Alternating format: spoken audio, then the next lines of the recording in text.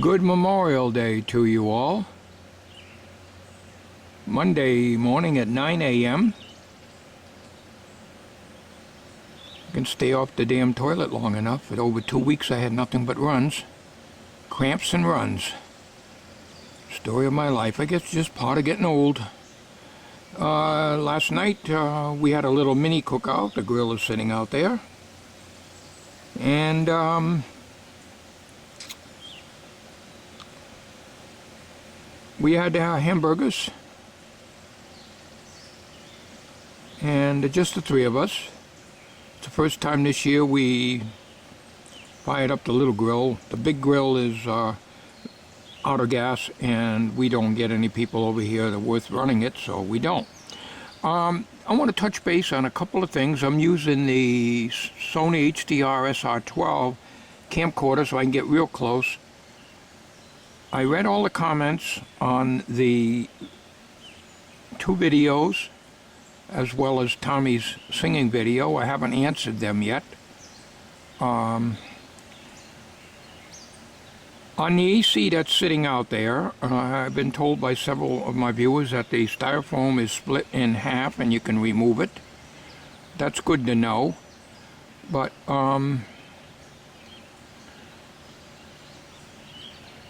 I have a question.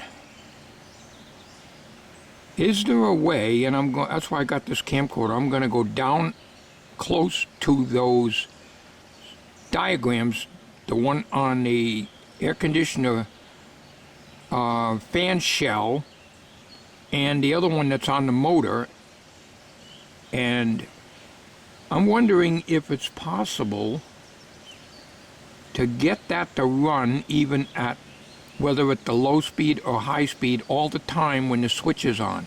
In other words, hack it somehow, rather than to pull that whole thing out of there, because who knows if I'm going to get one that's going to have the same length shaft in it, and whether it'll fit the mounting and everything else. So let me get you over there, and maybe you may have some suggestions, so maybe I can rewire this to get this to work, even if it's only on one speed. I don't care. Hang on. I have it covered here in case it rained.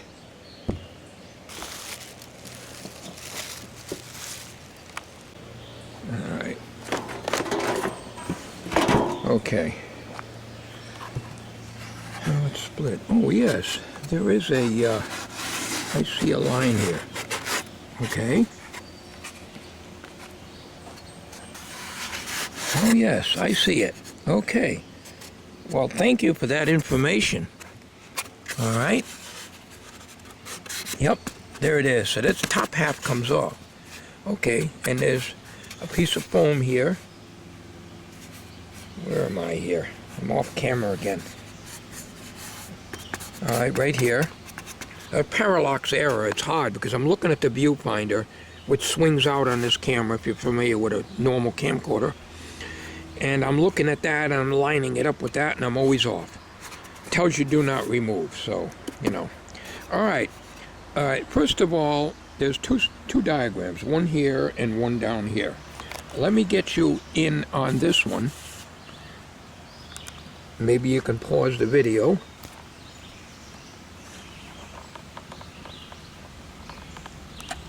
It appears to be in a shadow for some reason. Alright. Maybe you can study that, or I can pause the video and I'll study it out. Over here it's very confusing on the switch here. You got like a crosshatch pattern there. That's going to be very, very hard to trace out. But I'm wondering if there's some way to wire that motor so that it runs on one speed directly connected to 120 volts and not use the capacitor at all, or rearrange it so that the 6 microfarad capacitor is in series. I don't know. Can it be done? I really don't know. But this is the diagram that I was not able to read at all with my eyesight and a magnifying glass. Now, let's go down to this one down here, which is the actual motor itself. We got an awful reflection there. Now, judging from these two diagrams, is there a way to wire this thing up so that when I turn it on to fan or air conditioning, the motor will run at one speed? I don't care whether it runs all the time on high as long as the switch is on, or all the time on low fan. I don't care, because this is going to be a backup air conditioner for the workshop, because I think the one in the shop is low on charge. It still cools, but I think it's going to probably have to be changed, and this is the one I'll probably put in there. So anyways, I got this up on the screen long enough. Maybe you can study it and tell me if it's possible to wire this so I don't need to change the motor. So that is the way I would like to do it, because there's no telling if you change this motor here, is this fan going to fit the shaft? The shaft appears to be a little over 1/4 inch by my fingers, but it's only an estimate. It could be 3/8 of an inch in diameter.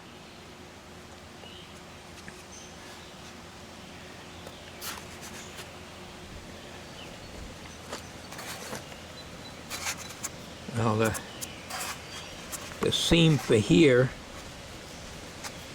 this has been broken because I had taken this out. So I can plainly see the seam on it, so I would know that that would come apart, and I think I could probably do that provided it's not glued at this end. But anyways, I'm not going to even attempt to get that out. You can see, you see how that is there? See how much play there is in that? If you don't get that in just right, this will drag on this. But I don't want to take that out unless I really, really have to. I would probably need the same model air conditioner. Certainly the same 5,000 BTU in order to get it in. I don't know how many wires are on this thing. I can't read that schematic unless I watch it in the video. But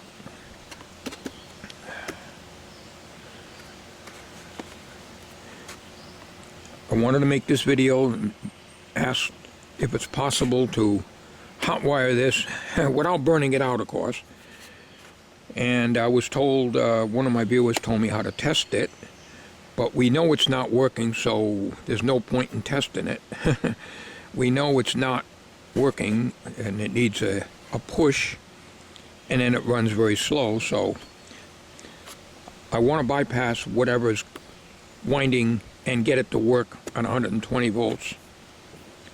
Maybe that's not possible, I don't know. But that's the question for this. Now we're going to go into the shop and go to that meter over there. So we're going to leave this sitting this way for now. Now, before we do, this is my son's air conditioner. It's working very well. I was told by several of my viewers that these type air conditioners do not have a drain hole in them, that they use the condensate to cool the back. Okay, that makes sense. Apparently in the UK they don't use air conditioners, at least wise, according to John Sfida. He's always got something to say. And he doesn't understand why we're not getting bugs with a screen this way. You know, bugs can get in and get inside. I have not had, in all the years that we've had air conditioners, ever had bugs in the house, unless you don't seal this good, okay, and around here. You will never get insects coming through into the house. You've got a barrier here. Okay? That's what stops it. So this here is all exposed to the outside. All right? There's a separation between the outside and the inside. Getting back on this one, this is your outside. This is your separation. That's why these things are in plastic, to keep the moisture out. Your compressor's to the outside. It's relatively tight sealed here. There's even a piece of foam here. And the only thing that will come through is air. We never get bugs coming in the house. So I hope that answers your question, John, as to why the screening is so big that insects can get through. Insects can get in here, they cannot get into the house. But I guess from what John is telling me, the UK don't get hot enough to use air conditioning. Well, that's interesting. I don't know, is that true? Does it get hot in the UK? They don't use air conditioning in the UK? I don't know. All right, well, as I said, let's get into the shop here, because I want to show you what I did with the meter rather than to keep answering comments on the meter coil, which is definitely open. And it doesn't look charred, but obviously that 1.44 megohms that I am reading must have carbonized somehow, and that's what I'm reading. Okay, I took out the 2 screws. I did this last night off camera after I put up that video. All right, you see this terminal here? Now, this was worked on. Somebody had disconnected this positive lead off the meter, okay? But I didn't notice that right away. So it looks kind of buggy, but I soldered it. I took it off and I put it back on and put my leads on here. Now, it's been suggested, and I followed the suggestions on a lot of you to tell me. A couple of the fellows said, well, I test meter movements all the time. You touch the ohm meter on it real quick like that, and you see if you get a deflection. I did that. No deflection. I took a 10 meg ohm resistor, put it on my power supply. Okay? Power supply set to 1 volt. And gradually turned up the power supply. No deflection. I turned it up to 10 volts with a 10 meg ohm resistor. Then I dropped it down to a 1 meg resistor and repeated the same thing. No deflection. Okay, no movement whatsoever. Okay, then I dropped it down to 1 meg. My soldering iron is hot now. And we get a roll of solder to tin it.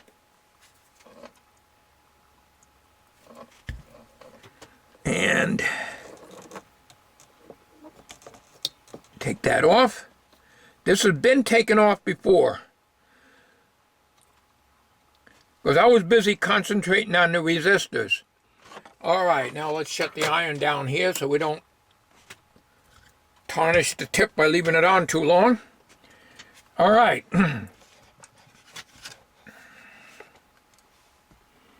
Now, by looking at it, it don't seem to be carbonized, but it is. Okay? Now, take my word for it, there's absolutely no deflection on the meter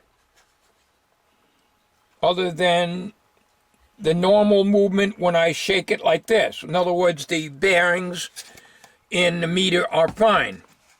Okay? And it looks good in here. Upon inspection, there appears to be a connection, and I'm not going to be sticking anything in there bigger than my finger to show you, but up on top here where the there's a little wire, and I look at it very closely with an eye lope. It appears to be connected to the coil. So if the coil is burnt, it's carbonized.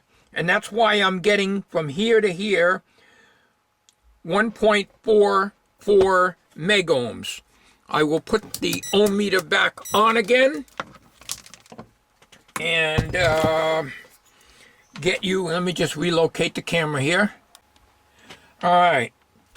Now, I was told when you do that, well, first of all, you got to make sure that the polarity is correct. This is the negative side of the meter. It's the positive, so you got your ohm meter. You go very quickly. I understand that, and I followed those instructions. It's very hard to answer the comments and type it in, and I'm always making typos. So it's easier for me to make a video to show you what I've done. I do read all your comments. Most all of them. Sometimes John gets so much overwhelming, I just don't even read it. I'm sorry, John, no offense, but, you know, one of your posts there was about 5 football fields long. Okay, so now, if you look at the meter, okay, there is no movement here. I'm looking at the coil, and the coil is not moving, so you can safely hold this meter down. Now I'm reading 1.412. It's varying. See that? It's varying, and I'm holding it on there. I done this last night with the clip lead. So there's a variation here. In other words, this coil is carbonized. I don't see any carbon in there. When I took this cap off here, I think John told me something about the sniff test. That my nose don't work anyways, unless I can smell my own farts. Which I do a lot of, by the way. Anyways, I don't smell anything burnt, okay? That don't mean it isn't. I think it's just carbonized. So it's more than just bad resistors. So it's definitely open. 1.46, 1.4, actually it's steady at 1.4 megohms, and the other 2 digits are just jumping all over the place. So in other words, it's behaving like a carbon comp resistor now.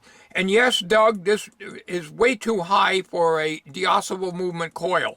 This coil should be around 100 ohms or 100, 200 ohms, my guess. It should be a very low DC resistance. And if you use these leads, yes, the needle would move. The needle is not moving. The coil is burnt. So I hope that show and tell video here clarifies that. We'll get you up again, close.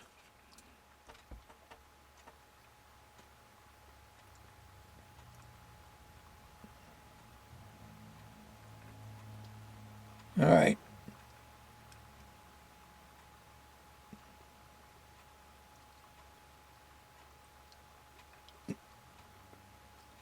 Now, the coil, the meter movement, like I say, is fine. As far as the mechanics of it is concerned. All right.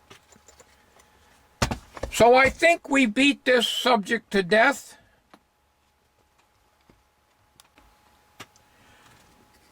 And we put the meter screws back in. This is obviously was taken apart, and last night I discovered that this terminal here was soldered upon. This one wasn't. This is original. Wire was put on the top of the terminal. I'm off camera again. Right here, that's the original. This one was soldered down here like that, okay? And I didn't notice that when I took the cover off the meter the first time. I was concentrating on the resistors. You always look for the easiest first. and it was soldered down here. So we're going to solder that back on now. We'll do that off camera. So I need to get this close to my face so I can work on it. All right, I got the wire back on. I can't help it. A piss poor soldering job. You got bad eyesight, you got to expect that. But you can see this side here was original, but this side was removed. So anyways, if you leave this on, you're going to get false readings. Like you're going to get 5 point something megohms. It depends on where this range switch is. It changes. So you need to take the meter out of the circuit. Well, of course, you all know that. So once again, $5 paperweight, which will go to the ham auction. It's a shame because the meter face is really nice. The needle is not bent. It's off scale now, but if you, well, yeah, it's not a problem. Trying to go from too far away here. Let's see. See if that needle will. Yeah, see? The needle 0 works. See? Kind of slow response though. Okay? So it's a shame because there's no way you can change the meter movement that I know of. I would wreck it if I tried it. So it's probably be good for parts. Oh, I gotta turn this off. Oh man.